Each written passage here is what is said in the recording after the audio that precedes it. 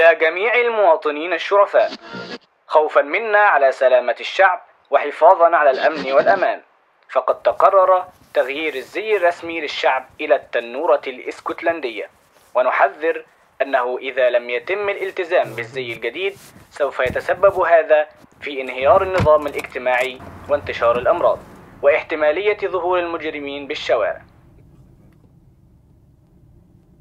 ابتدي التنورة؟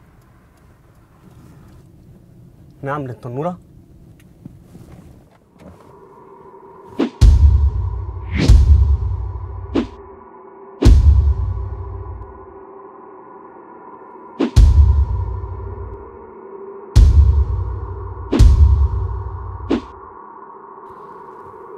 ده الموضوع بجد بقى ولا ايه؟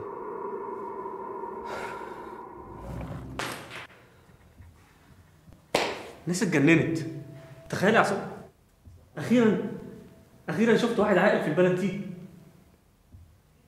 ايه في ايه؟ بنطلون يا ابني، بطل جهل بقى يا اخي، انت خلاص بقت زيك زي بقيت عامة الناس كده.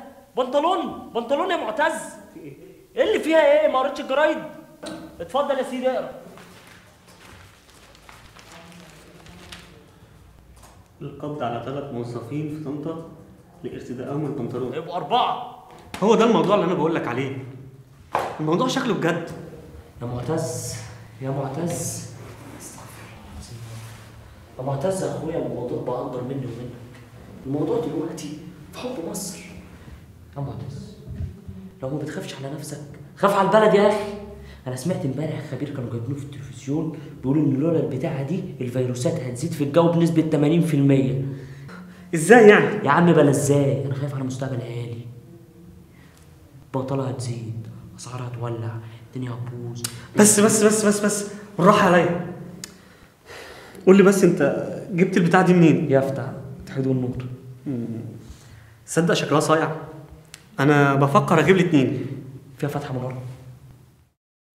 وزي ما شفتوا الناس ممكن تقتنع بفكرة أو معتقد ملوش أي أساس من الصحة. والإعلام بقى أكبر فنان في الاشتغالات دي. والاشتغالة ببساطة بتكون عن طريق زرع الرعب من العواقب الهولامية اللي ممكن تحصل لو الناس ما لجؤوش للفكرة المطروحة. وبما إن الفكرة دي غالبا بتكون غير منطقية بالمرة، أكيد لا يمكن حد يصدقها في العادي. فمفيش حل غير إن الناس تترعب من الكوارث اللي ممكن تحصل لهم لو موافقوش عليها. والخوف من العواقب هيضطر الناس إنها تصدق فكرة وهمية قال إيه عشان ينقذ مجتمعنا من العنف والإرهاب المحتمل. يعني يرعبك وما يحطلكش أي حلول تانية للتخلص من خوفك ده غير إنك تلجأ لحل واحد بس، اللي هي فكرته اللي ملهاش معنى أصلا. ودي كانت أول صورة من الإقناع بالتخويف. أما الصورة التانية هي إنك تقتنع بفكرة لمجرد إن الفكرة التانية بتخوفك. زي ما يوليوس قيصر قال على أعدائه إنهم متوحشين ولازم نبيدهم.